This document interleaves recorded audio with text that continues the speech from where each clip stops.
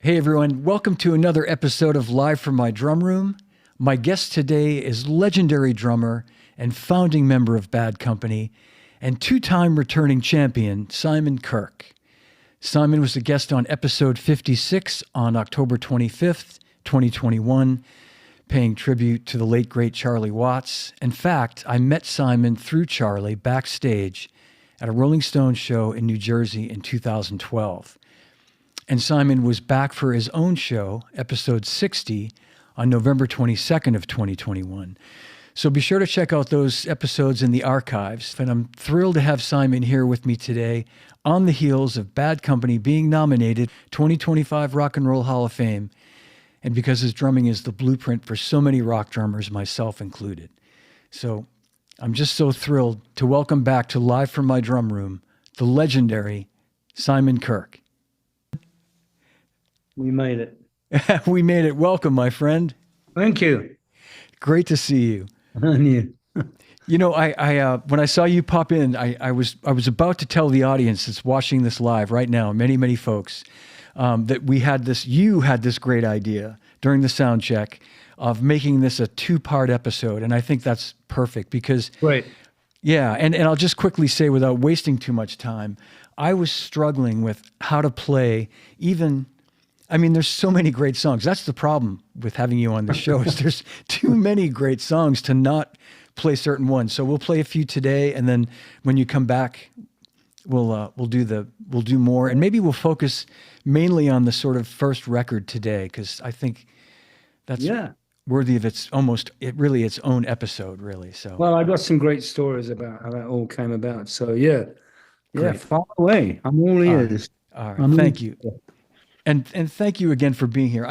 Before we even get started, I have to read you a message from our friend Stan Lynch, Tom Petty and the Heartbreakers drummer, who is, I used to think I was your biggest fan, but I think Stan takes the cake. He asked me to read this to you. Yeah. He said, "Please let Simon know how elated everyone is to finally see Bad Company nominated. I've been writing both Free and Bad Company on my ballot since 2003. Simon Kirke's drumming touched a nerve in me from the second I heard the Free live album. Once I saw Free play live, that was it for me. Nobody makes a song feel like Simon. He's an architect. He holds the patent on cool." So, yeah. Wow. Thank you, Stan. That's I'm getting quite emotional from that. You know, Keith Richards said a great thing years ago. He said, "We're just passing it on." Yeah. Our generation, I mean, he's a generation before me. I learned a lot from Charlie. I learned a lot from Ringo, and I guess Stan learned from me. Other drummers learned from me. I learned from other drummers. We're just passing the baton, but that doesn't detract from what Stan just said. I am deeply grateful and honored that he would feel that way. Thank you, Joe. Yeah, my pleasure, Simon. And I know I speak for many people. Well, let's dive in and talk about how exciting it is right now for you. I mean, we won't talk about how long it's taken for us to get to this point, but you've been nominated, and I cast my ballot the other day. I'm excited to say, yeah, absolutely. And so let's jump into the first record. I mean, you have such a great history before that with Free, and we know about that, and we talked about that in the last show. But this record came out in 1974, completely blew the doors off rock and roll here in the States. I was 14 when it came out, and it was the blueprint for me. And I speak for, I think, every musician sort of in my generation, how much this record from start to finish meant. And I think the story from what I've read and what I'm going to have you talk about, you guys recorded this record so fast, right? I mean, it was just done kind of in a week. Yeah. Mixed, performed and mixed in a week, maybe 8 days. God. Unbelievable. And please, tell me to shut up and continue to talk here. But you guys had written all the material. Obviously, you'd written it all. Had you been playing it live? Had you been out? Now you just put your finger on it. So the history was when we were we'd formed the band, Paul Rogers, myself, and Mick Ralphs. Mm. From Mick was from Mott the Hoople, as you know. Paul and me were from Free, and we had sort of Mick Ralphs had written "Can't Get Enough" and "Moving On," and Ian Hunter from Mott didn't want to do "Can't Get Enough," Ah, and Mick was obviously in Mott at the time, and Paul was in this band called Peace, and they were opening because Free had broken up. Paul had this band, and Peace were opening for Mott the Hoople on a nationwide tour in England. And after the shows or before the shows, I'm not quite sure which, Paul and Mick would get together and jam, a couple of guitars and sing. And Mick had this reel to reel, those things that go oh yeah, I rolling. remember. And he had this little tape recorder, and he played this song, and it was the demo of Can't Get Enough. And Paul started singing along to it. And Mick said, fuck me. He nearly fell off the chair because Paul said, this is a hit. And he said, can't get enough of your love. And it just elevated this demo Yeah. to, oh man, we're onto something. So anyway, long story short, we Paul had some songs, Mick had these songs. Paul wrote Rock Steady. In the 3 or 4 months that we were a trio, we didn't have a bass player. We Right, we right. we auditioned. We had 16 bass players in the list, and not one of them worked, except the last one, which was Boz. Mm. So by the time we Boz came into the fold, we had these 9 or 10 songs that were seamless. We could just. So, but Boz was a very quick picker upper. I mean, he picked up Mm. these songs. I mean, they weren't rocket science. They were straight ahead, blues rock. They were such good songs. So when we finally hooked up with Peter Grant and Led Zeppelin to be on Swan Song, Hmm. we were just sort of drumming our fingers, waiting for a record studio, to get in and get ready to go into recording. So out of the blue, Peter Grant called Paul Rogers and said, Led Zeppelin, John Paul Jones got the flu, um, and this place called Headley Grange Of is course. empty for about a Yeah. week or 10 days. You want to go? And Paul said, yeah. So we were like four guys, like greyhounds led out of the track. And we all convened in Headley Grange and walked in and saw Bonzo's kit, the plexiglass with the runes on the Yeah. first landing of the first story of the landing. Walked in, see all Led Zeppelin's amps, flight cases. We go, wow. And we were off and running. And the very first song we did was "Can't Get Enough." And it just happened so quickly, and I believe at the very end we were one song shy, Mm. and Paul said, I got a song, but it's not required for you bastards to play on it. An acoustic song. He did it all. He played tambourine, he did the guitar, and he sang, obviously. And that was Seagull. Yeah. Yeah. Became one of the most popular Bad Company songs in concert. So there it was. We had the Wow. first album mixed and done, and Peter Grant was rubbing his hands. By the way, it cost $18,000 to make, which was not a lot of money even back then.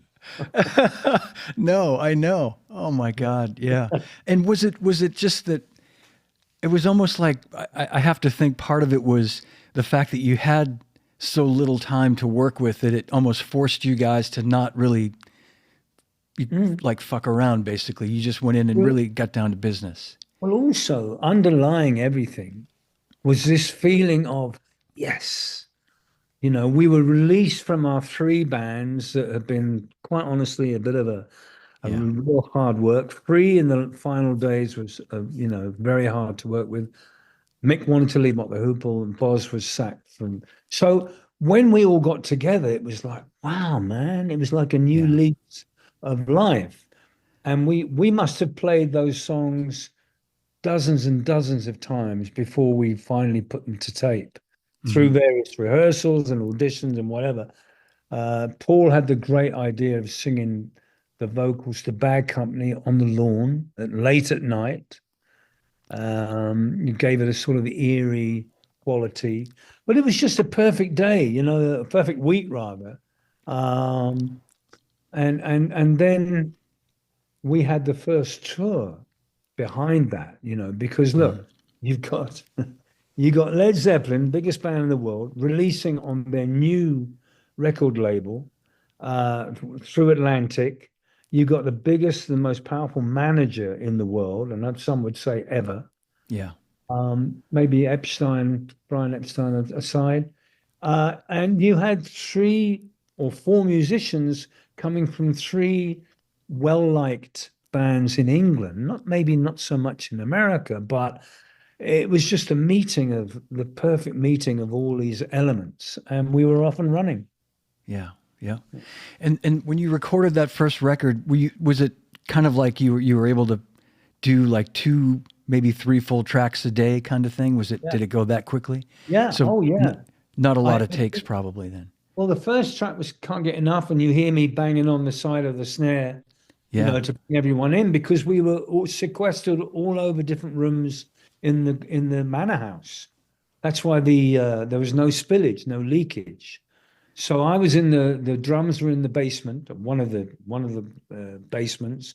Boz Burrell was in one of the boiler rooms with his bass, fighting cobwebs and maybe the odd rat or two. And Paul and Mick were up in the main room where all the guitars and amps were. So you had this wonderful separation, and you hear me going Yeah. one, two, three, gubra, and in we come. So sonically, it was a very clean and clear album.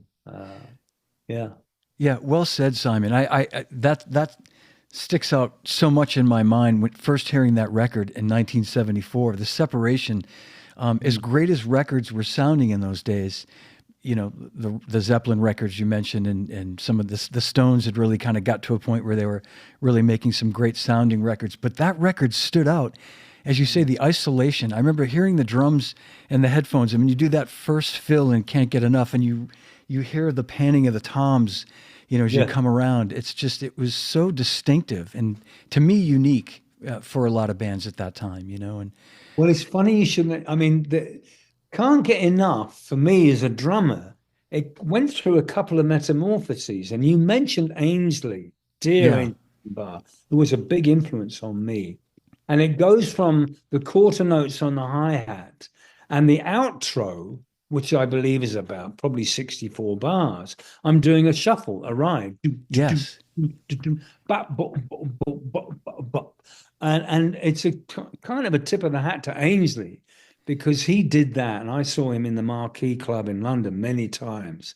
And he was just jaw-droppingly good. yeah, Uh, yeah. so yeah, it's great that you mentioned Ainsley because that was a tip of the hat to Ainsley Oh, Dunn. that's great. Well, and Yeah, I'll mention that when I see him next week yeah. when he's on. I'll tell him that. That's great. Mm. And so I think we talked about this last time, but I just want to sort of revisit the drum kit you were using for that record. Was it the Heyman kit still, or was it a Ludwig at that point? Now you mentioned my little favorite teddy bear of a kit, the Heyman. We'll come back to that later. Yeah, No, dear Bonzo, trying to dissuade Bonzo from anything is like trying to stop the wind. And he said to me, those fucking drums are yours. I forget what I was playing. I think it was a Ludwig classic kit. He said they're too small. So what are you talking about? It was 22 by 14. He said that's nothing.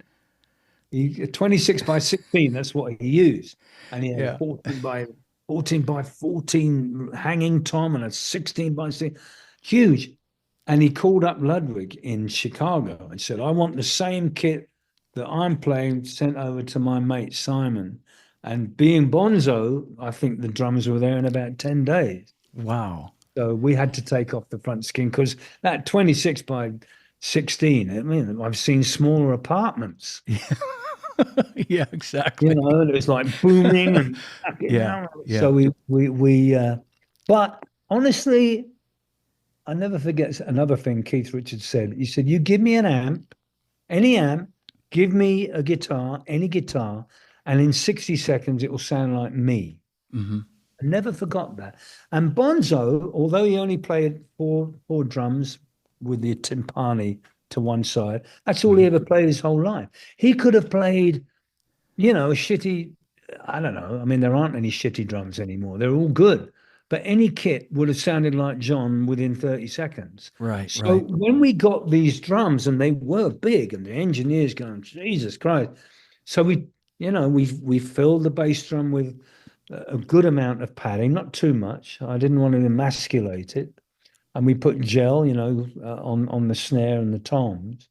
And it was great. I mean, Yeah, I tuned my snare pretty high, like Ringo, and I was off and running. I loved it. I still got it in the basement, by the way.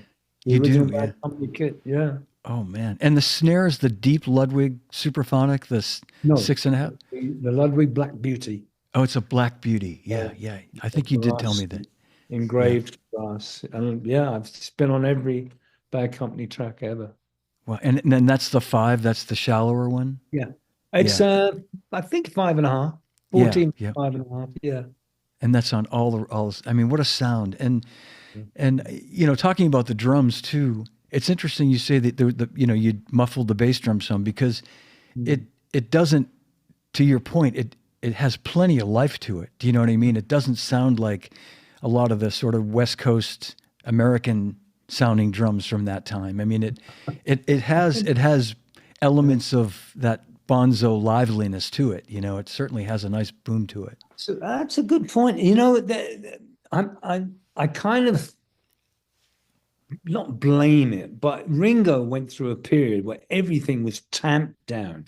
Yeah, And yeah, a lot of the reggae drummers back in the late 60s, early 70s had these tea towels, and it's totally emasculated the kit from my point of view. So when I got these drums, yes, they were a lot bigger than I was used to, but if you can get the right amount of padding and take away and the flying bats, with the flying bats with duct tape, which oh yeah, Steve invented yeah, apparently. They look like those sort of Greek letters, and they take a lovely amount of overtones out. So it was a question of getting the right feel on the skin, and that's where the bass drum came in because I did experiment with. I didn't want it too flabby hmm, because it was a big drum anyway, and I yeah, didn't want it too tight because then the beater would snap back into my shin. And I had a right, Ludwig Speed King pedal, so I played around for about half an hour with different tensions, and we came across what I think was the perfect response slash, sonically compatible. yeah, Uh, yeah. I used the same tensions pretty much throughout my career. You know? And the cymbals I know were Peisty, and Yeah. were they by that time the 2002s, or were some giant beats or No, that was 602s? before 2002s, John. Yeah. I can't really remember. I know the 2002s came out maybe a couple of years later. I can't really remember, but John once again said, "You gotta have pacey cymbals." And he arranged he arranged for a whole array of cymbals to come from Switzerland. And he said, Yeah. "You've also now," he said, "in order to get these for nothing, you've got to go around the factory when you're in Basel." And he said, "Promise me you'll go." I said, "All right, I'll go." I don't know if you've ever been to a cymbal factory, John, but it is Yes. the noisy. All right. Yeah. And and as you leave the pasty uh, factory and office, there's the biggest gong, the biggest gong you've ever seen. It's like that on the beginning of those movies. Yeah. Yeah. The Yeah. guy, that strong man. It's like the size of that. And you have to traditionally bang it before you leave. I said, okay. And I did it, And they said, well, at least you're not John Bonham because he nearly took it off the hooks. Oh man. Everyone was like, like Yeah. it's cartoon boiling. That was The dope. walls shook. Oh Yeah. man. Well, let's play that first song we were just talking about. Can't get enough, and with you counting it in, which I love. And maybe we'll just take a second when it's done and we'll just revisit it for a minute and talk about Sure. what you played on it. All right, so here comes Can't Get Enough, track 1, side 1, Bad Company record.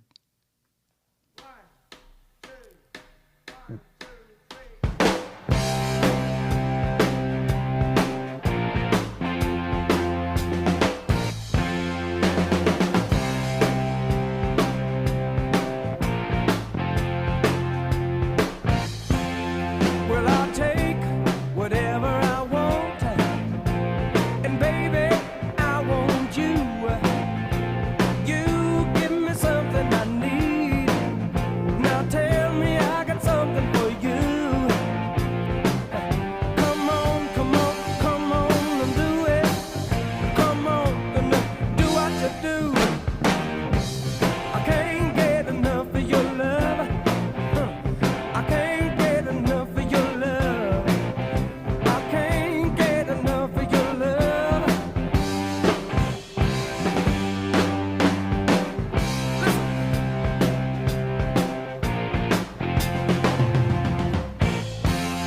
Well, it's late and I want love. Love that's gonna break me in two. Gonna hang me up in your doorway. Gonna hang me up like you do. Come on, come on, come on and do it. Come on, do what you do. Woo! I can't get enough of your love. I can't get enough of your love. I can't get enough of your love. What I say now?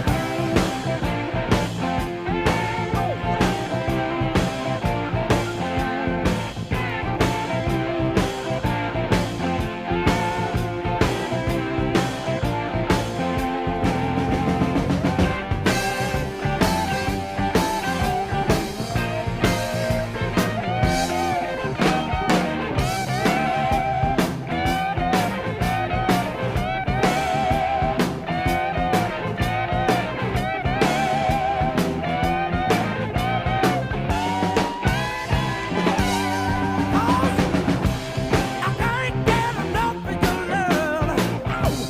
I can't get enough of your love. I can't get enough of your love. Say it again. I can't get enough of your love. I can't get enough of your love. I can't get enough of your love. I got to tell you, baby, I love you so much, I can't get enough of your love. I love you so much, I can't get enough of your love. I can't get enough of your love.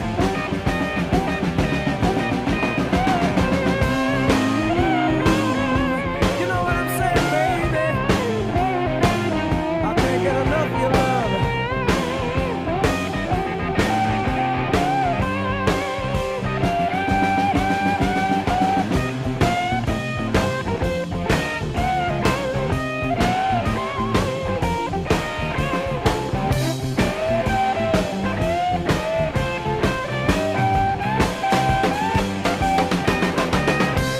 I can't get enough of your love.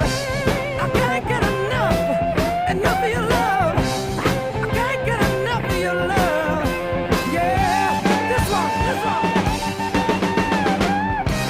Whoa. Oh, come on, baby. Come on, let's get it right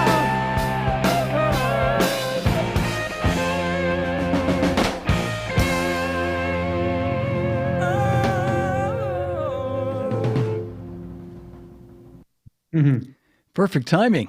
It's Yeah. as though you knew when that song was going to end. Oh, somehow. yeah. I've heard it a few times now.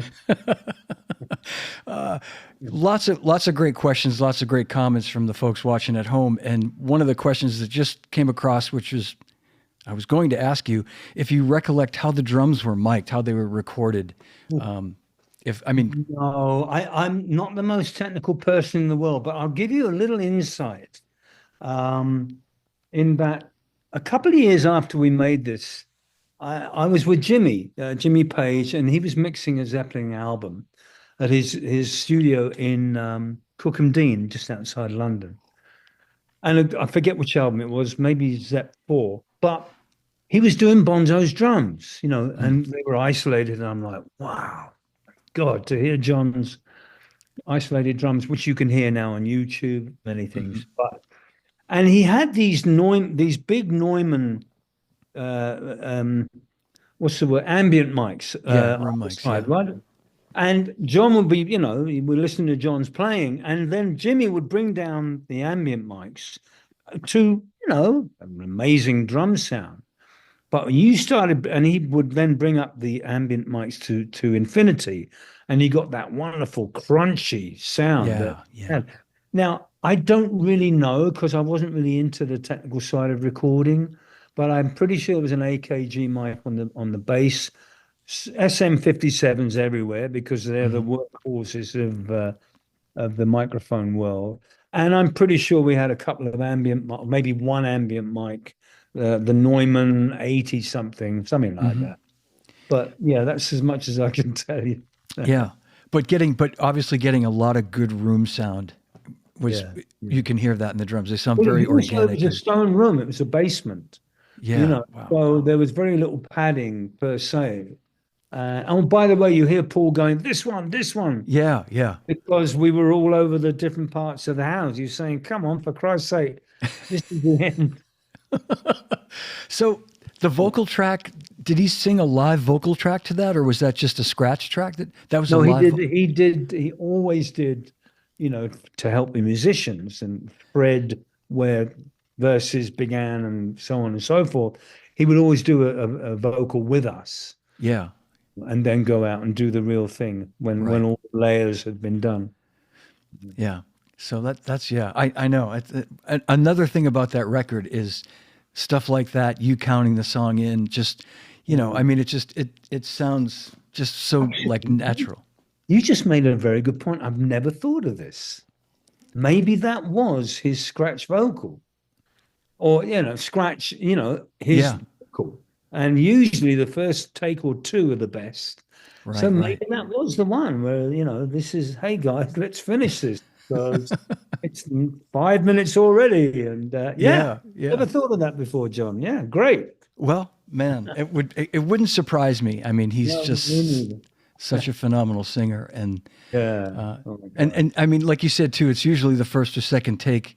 It seems like that take that we just heard, that version that we all know, it's just the energy, everything is all there. I mean, it's just got the whole package complete, I think that was maybe quite possibly the first take, maybe the second. We would always do two just to see something to compare it with, maybe three, but never more than 3 takes. Yeah. Wow. Well, let's maybe play a couple of more songs, as we kind of make our way through the first record. And the next song, Rock Steady, I mean, the thing about this record, I've told you this before, Simon, it's just, every song it's just one of those records that, you refer to it as a desert island classic. If you got stuck on a desert island, this would absolutely be one of those records you'd want to have with you, because everything is a gem from start to finish. Well, Rock Steady, Paul was a very good bass player. And in his early bands, he played bass. And he would always pick up a bass. He was also a very, very good guitar player, but that's another story for another time. But he was noodling around on, I believe, Boz's bass. And he had this boom, boom, boom, boom, boom, boom, boom, boom, boom, boom, boom, boom, boom, right up to the neck, the top of the neck, and back down again. And he said, I got this idea. I'm going, wow. And I originally played it with 8s on the hi-hat. And Boz, dear old Boz Burrell, who was maybe from the more jazzier side of music, he said, no, play quarter notes. Like a metronome, Yeah. Kind of hard to halve my right hand from 8s to 4s. but it actually worked really well with the bass, and that's what we want in rock and roll, of course. And then Boz went on and put some amazing percussion on top of that. But getting back to the actual song, it was from the get-go, it was one of those songs that went, wow, where did that come from? Because Yeah. he'd never really aired it before. You know, maybe he was bringing it out when he thought it was a good time. But it was pretty much from the beginning. It was a pleasure to play. We used to do it right up until the end. You know, Mhm. it survived in the set list for 45 years. I would have to think so, and I think you're being very humble because you're not even talking about what you played on it, which I think is a masterclass in just feel. You know, I mean, it's one of these songs that somebody might listen to it and think, "Oh, it's pretty simple. He's just doing quarter notes or whatever." But the feel that you get in that song, Simon, I know I played along to these records for years, and I just went, forget it. I'll never. Yeah. Well, here's the thing. The thing about, and I did this in All Right Now. And originally it was in 8/8, and it was hard. By doing quarter notes, it makes it breathe a lot better. Eco with Bon Jovi, a very good drummer. Yeah. Most of what he played in the 2 and 4 was quarter notes on the Right. cymbal and on the hi-hat. I never forgot that. It Yep. also, it's not as physically demanding as doing 8s. 8s can get a little constricting, Mm-hmm. depending on the song. Yeah. Yep. But Charlie Watts, Keith came up with this song Shattered. Shattered. He said, fucking hell, Simon. You know, so he came up with this dum, dum, and he'd bring his right hand off the hi-hat when the snare Yeah. came. Dum, dum, back to- And you can, if you do that, you can play a song so fast. He said it's the only way I could get through it. So that's a little aside, but Yeah. but that's how I approached Rocksteady, and I still love playing that song to this day. It's that good. Yeah. It really is, and it all these songs hold up 50 years later, like so beautifully. And I think you hit the nail on the head when you said that, because I think by playing those quarter notes, the song breathes, and there's this air in between each beat, and it just sits. It sits so beautifully. Thank you. Yeah, it really does. I'll be back. Okay.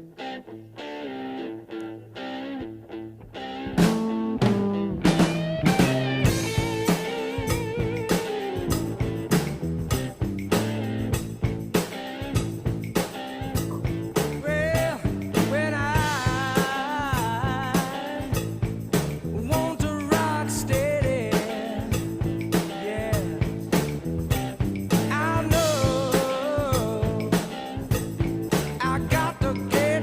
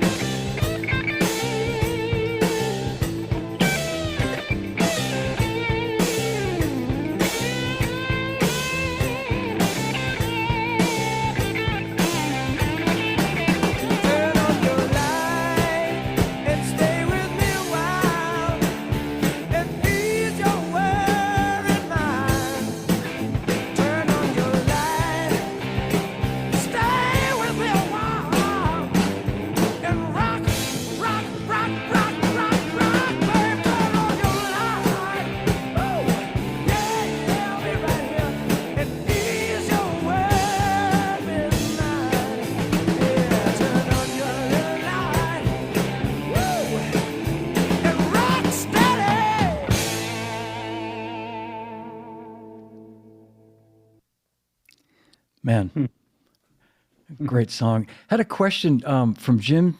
Let's see. Jim Sambataro asked the question, or made the comment, Boz Burrell and Andy Frazier were both amazing bassists. How different were they to play with? Great question. And Jim's a great bass player himself, I should add. I think the first answer that springs to mind, that Andy was more of a lead bassist. He played very much like Jack Bruce. Okay. That being said, I mean, most bass players, when you listen, will know that when you listen to All Right Now, Andy doesn't come in until the first chorus. Mm-hmm. You know, so he would lay out. But once he came in, you know, you listen to Mr. Big, the live version of Mr. Big. I mean, he does these, you know, he's very tasteful, but kind of a busy player. Very much like Jack Bruce. Boz, you know, Boz had only been playing bass a couple of years. I mean, and he joined King Crimson, so go figure. And he played this scroll neck Ampeg, fretless. Mm-hmm. So his notes kind of glided. You know, he wasn't as staccato as Andy, and quite a bit more melodic than Andy. And that's a good question. Thank you.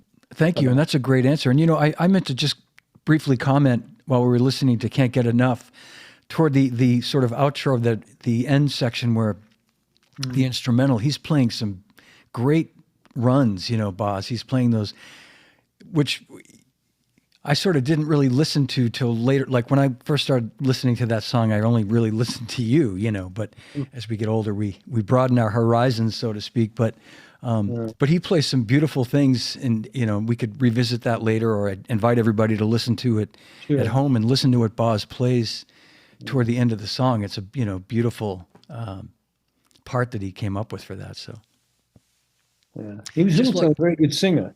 He was a singer in a band called Boz and the Boz People. Back in the late 60s, they must have been up all night thinking of that name. But he was a very good singer. He loved jazz.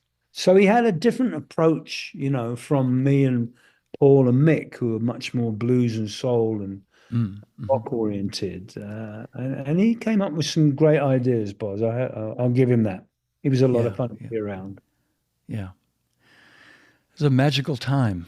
I'm gonna move on down the record a little bit more, and this might be the next track. Ready for Love. Is it the next track after Rocksteady? Yeah, Ready for Love. I mean, let me give you so this is the only track to be recorded by Mott the Hoople and Bad Company. Ready for Love, beautiful song. I think one of the best songs that Mick Ralphs ever wrote, and it's just gorgeous. And when Paul took a hold of it, I mean, to this day, up until our last show, whenever he sang "Walking Down This Rocky," you know, there wouldn't be. I would get a moist couple of eyes, because he just sung the heart out of it, and it was just a beautiful song. I do it in my solo shows, and it never fails to get some kind of, particularly women, a lovely response. It's a very soulful song, and I'm very proud of my drumming on it, because it was, you know, it was like 1, 2, 3, 4. I'm trying to think of it was double eight. It was 16s on the hi-hat. Right. It was, Exactly. Yeah. It was, and in some parts, then it was eights again. So, but a lovely song. Yeah. Well, I'm glad you said that, because I want to be careful with throwing my opinions out there, but I think if it's not your finest work, it's right up there with your finest work, and it's masterful, I think, Simon. And I've been, you know, listening to it over and over again lately. And as you say, the 16th notes, the press rolls that you play coming in, it's, you know what it is. And Stan Lynch and I have talked about this, Greg Bissonette, so many of our drummer friends, we talk about you, and it's your dynamics. It's the way you think so musically all the time. Like it's never about, can I be fancy here? Can I do this here? Can I make it be about me? It's about what's going to make this song sound great. And that's what makes you so special. And this song is a great example of all these little things that all add up to this perfect drum track. It really is, Thank you. man.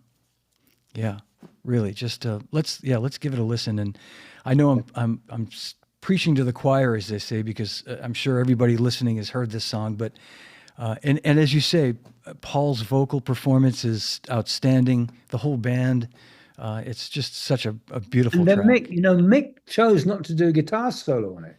He just sat down at the Steinway and just noodled this beautiful A minor solo. It's very sparse notes. We were like, whoa. He said, that'll do. Wow. Because we were Yeah. expecting him to do, Yeah, real kind of, no. yeah. He just, yeah. So go ahead and play it. Yeah, I'll play it. And I'll ask everybody watching and listening, pay close attention to Simon's ride cymbal work too, where you come over and play some beautiful bell cymbal, bell of the ride cymbal. And and it all just serves the song so beautifully. So, yeah. All right, here we go. Ready for Love.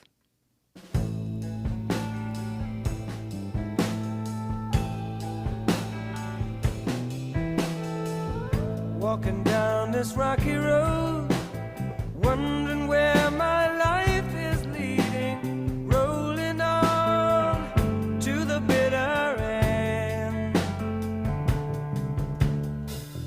finding out along the way what it takes to keep love living. You should know how it feels, my friend.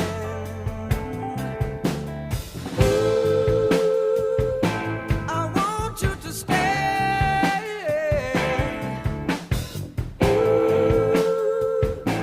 I want you today. I'm ready for love. Oh, baby, I'm ready for love. Ready for love. Oh, baby, I'm ready for love. Yeah. Oh, for your love.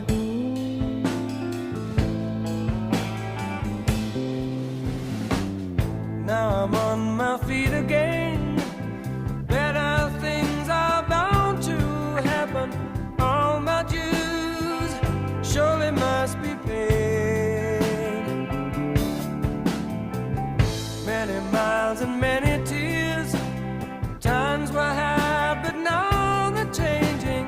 You should know that I'm not afraid.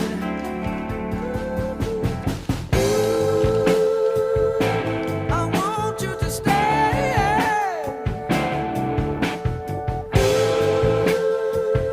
I want you today. I'm ready for love. Oh,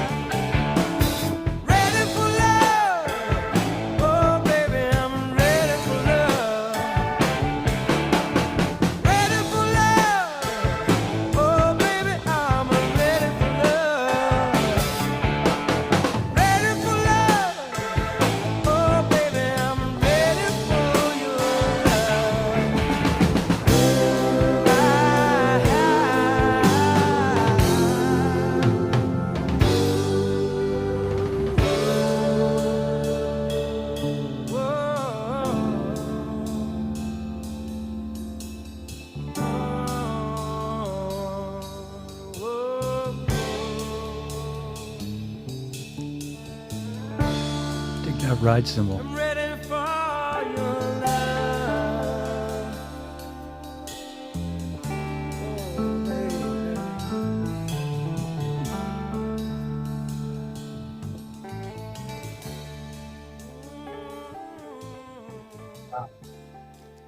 Wow, Man, that's an amazing song. it Gee. sure is. Bravo, bravo, Simon. And yeah, I mean it's definitely a fan favorite amongst everybody watching here. So Yeah. yeah, beautiful press rolls throughout, and yeah, I think just that was the thing about it, John, in that this sort of rhythmic landscape was changing every 16 bars, from and then the rise and fall, the light and shade. It was just an amazing track, unlike any other track I think Bad Company ever did, and that's why I still love it to this day. Boz played some beautiful bass. Yeah, wonderful. and Right. and great point. Thanks for mentioning Mick playing that beautiful piano part, because it's really needs to be emphasized how beautiful that was for perfect for that song.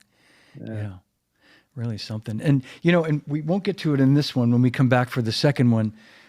When you mentioned maybe that's the only Bad Company track that sort of had all those different elements. I would compare Silver, Blue, and Gold somewhat to it. And in terms of the composition of that track being just so perfect and spectacular, the way that you took it to all these different places throughout the song. But we'll save that for the next one. Okay. I thought maybe since it's getting near the end here, we'd close out this episode with Moving On. And Sure. just I tell you what, I'll do you a deal. Moving on and Bad Company. Okay, Is that Yeah. all right? That's Because then great. I really have to go. Moving On. All right. So Moving On was for all guitarists out there, it was in open C. And open C renders the stress on the neck of mixed Stratocaster. It's such high pitching, but it's got its own sound, and Can't Get Enough was written in open C as well. So while Mick was demonstrating Can't Get Enough, boom, boom, yeah, all right. And when we finished it in the first rehearsal, he said, "Well, I've also got this other song, and it's 2 and 4." And it rocked along as much as Can't Get Enough. Yeah. Moving on, then we whoa, boom, boom, boom, boom. It just, I imagined horns. I would love to hear the horn section on it or something, but it was just a great rock and roll song, and it kind of summed up where we were then. We were still traveling and getting on planes, and there was no TSA agents back in those days, so you could be 15 minutes later, you were sitting in your plane. Now it's more like 2 hours later, but never mind. Just a great rock and roll song. Yeah. It really is. It really, and again, another, tip my hat to the track that you built. I mean, it's, you started with the two-hand hi-hat part, and and it's just all the different parts that you play throughout it. So yeah, great. Yeah, I'll take those. I'll take that suggestion of Moving On and Bad Company, and then we'll move on. So yeah, here it comes.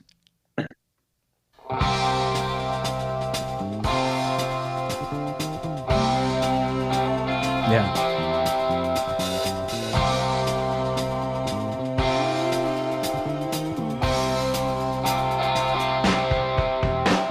I get up in the morning and it's just another day. Pack up my belongings, I got to get away.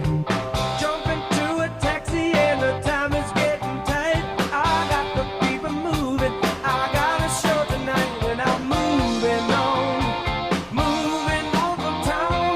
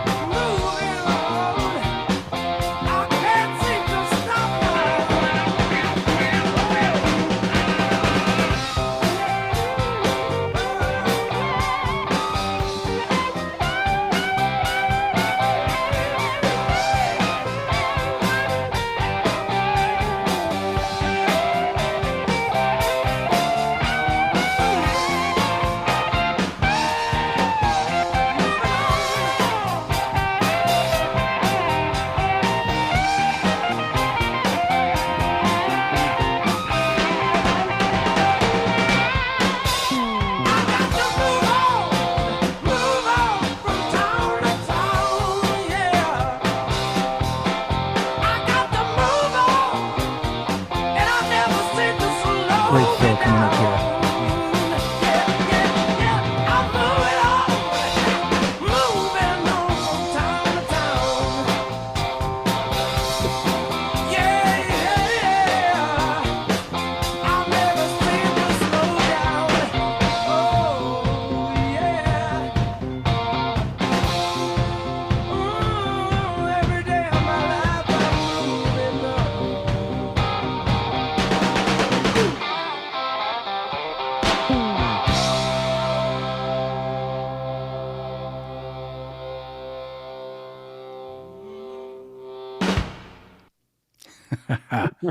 Had to get that in there at the end. Yeah. That little flam. What a great song. I played that and can't get enough in my first rock band 50 years ago, and it was a thrill playing those songs every night. They were so fun. They were fun. That's the word. Listening back to it now after all these years, there are some songs that are fun to play and they stand the test of time. I mean, all right now, when I keep going back to that song, but we took that 26 times. I mean, with false starts and maybe a flub, start again. But it was such fun to play. We could have done Can't Get Enough and Moving On time after time after time. It's such fun. Yeah. But I believe that was the second take because there was a breakdown in one of the guitars, the first take.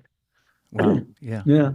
So much energy and yeah, I mean, just again, dynamics and yeah. And, and I just want to say this before we go to the song Bad Company, which I've always loved the fact that the first record was called Bad Company by the band Bad Company with the song Bad Company. So there's it's classic, but everybody watching at home, again, I think people understand this, but these were the days where there were no click tracks in the studio. This is Simon Kirke playing live in the studio with perfect time, perfect feel, groove.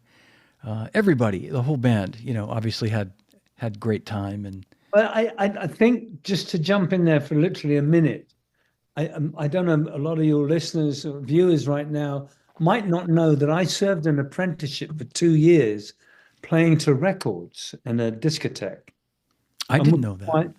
I when I was only 14, from when I was 14 to 16, I would go out with this guy who had a couple of turntables and a stack of 45s, different genres, and play drums along to them. So obviously my timing had to be with the record. And one day it was like Can't Buy Me Love or Supremes, Baby Love, or, I Want to Hold Your Hand. And I'm playing along with my little 4-piece Gigster kit, trying to keep in time. So when it came to doing the real thing, I had a leg up. I had an advantage in that I had this built-in metronome, and it served me very well, I think. Yeah, it absolutely did. That's great information. And I think that it just reaffirms, the importance of, how that can improve your time. Just playing like that, understanding the concept of playing in time. Thank you. Yeah. Thank you. Yeah, fantastic. All right, well, we'll wrap it up here for part 1, and here's Bad Company. Okay.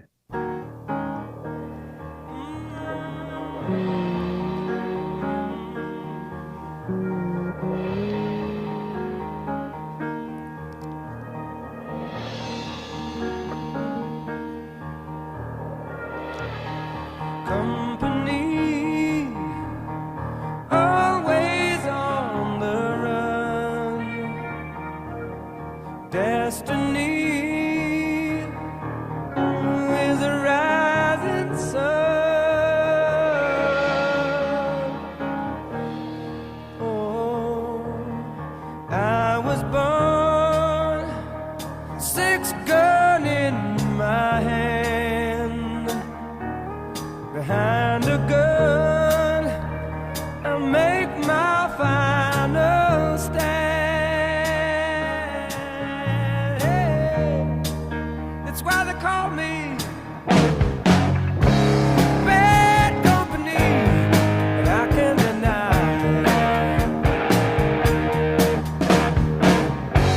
Bad Company, do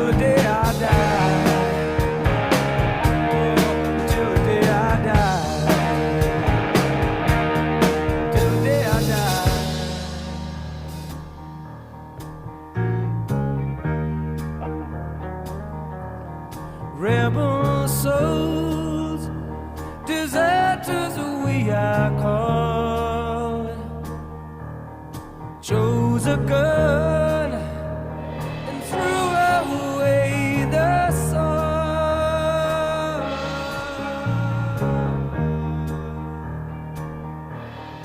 Now these towns, they all know our name. Six gun sound is our claim to fame. I can hear them say, bad company, and I won't deny.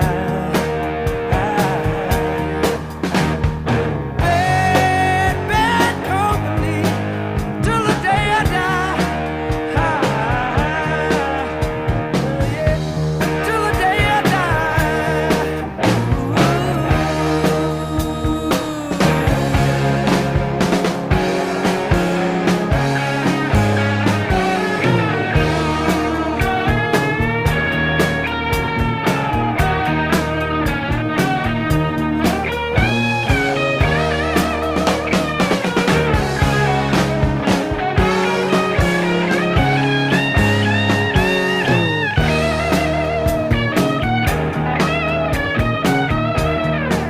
Hey, hey, hey. Bad company, I can't deny.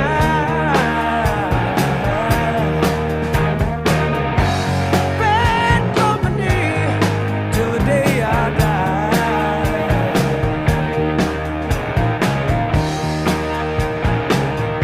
I said, it's bad company. Oh yeah, yeah, yeah. Bad company, till the day I die.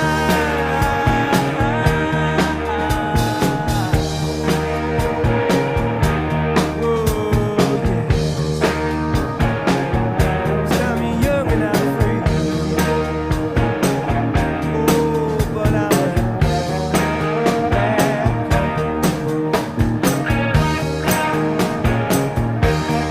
That's the way I play. Dirty for dirty.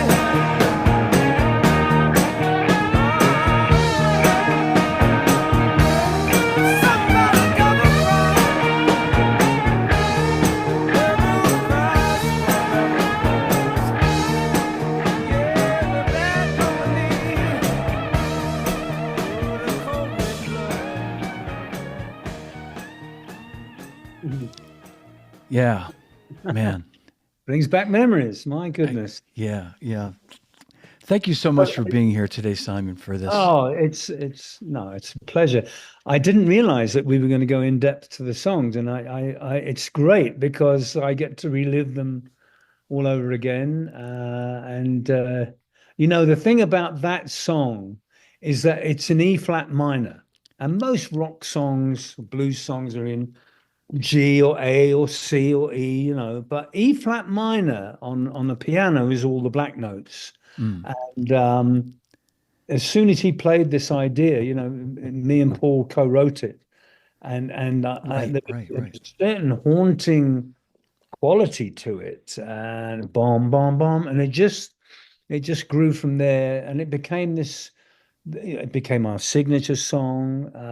This moody sort of tumbleweed going across the horizon, Yeah. midnight, and I love it. It's such a unique sound, and yeah, Paul sang the shit out of it on the lawn at midnight. Amazing. Yeah, and moody is the perfect way to describe it because it's it's consistent with the rest of the record, but it stands out as something very different, like you say, and it has this sort of almost eerie, Yeah. feeling about it. It's a very special song. Yeah. And Mick Rouse would never, most guitarists know that to play in E is a doddle. It's a lot easier than trying to play an E flat. Yeah. Yeah. There's 11 frets up instead of 12. And he said, "No, no, boy, no," in his lovely West Country accent. "No, boy, I'll manage. Don't you worry." And he never fluffed a note ever in all the hundreds of times that we played that song. And yeah, He's, dear old. I'll just say this. I may be, correct me if I'm wrong, please, but I feel like Mick probably doesn't get enough recognition for his guitar playing. I mean, he's a fabulous songwriter, as one of the main writers for the band. But, I feel like we don't hear his name enough with all the guitar greats. I He's know. such a great guitar player. I know. It's just the way human nature, there's the big Yeah. triumvirate in drums with Baker, Bonham, and Moon, and Clapton, Page, and Beck, and it's kind of locked in. Maybe the next generation will bring in Slash and Brian May and maybe Yeah. Mick, Yeah. but amongst the cognoscenti, the guitar cognoscenti, Mick is revered and he's loved, and Slash has cited him as being Yeah. an influence, and Brian has always mentioned him. So Brian May. So it's out there. It's just not public domain. But Mick is one of the best guitarists I ever worked with, and one of the nicest guys. I miss him terribly. Yeah. Well, Simon, you're up there with all the greats too. When you mentioned Bonham and Moon and Baker, I'd put you in that crowd as well. Absolutely. You are in there. Yeah. Well, we'll sign off for the moment. I want to again congratulate you for the nomination. Do we know when they're going to do the final balloting and all the? I believe it's either April the 21st or April the 23rd. I'm not quite sure, but I'm sure you can look it up. Where they actually cast all the votes from the popular votes and the committee. Yeah. They're the ones that we have to look out for. So yeah, we'll Okay. see. No, I got a good feeling. So yeah, Thank you. fantastic. All right, buddy. Big hand, everybody, for the legendary Simon Kirke. Thank you. Hang tight, and we'll see you all soon. Thanks for watching, everybody. Hey, everybody, John dechristopher here, and I want to thank you for watching and listening to Live from My Drum Room. I really appreciate your support, and I'm excited to tell you that I now have Live from My Drum Room hoodies. Yes, indeed, they're here. They're in stock. I have them in sizes medium to double XL. The medium through XL are $50, and that includes shipping in the U.S.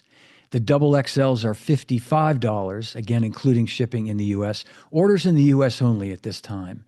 And I still do have Live from My Drum Room t-shirts, and they are $25, and they're available sizes small to double XL, $25, including shipping in the U.S. Here's the back of the hoodie. Check this out.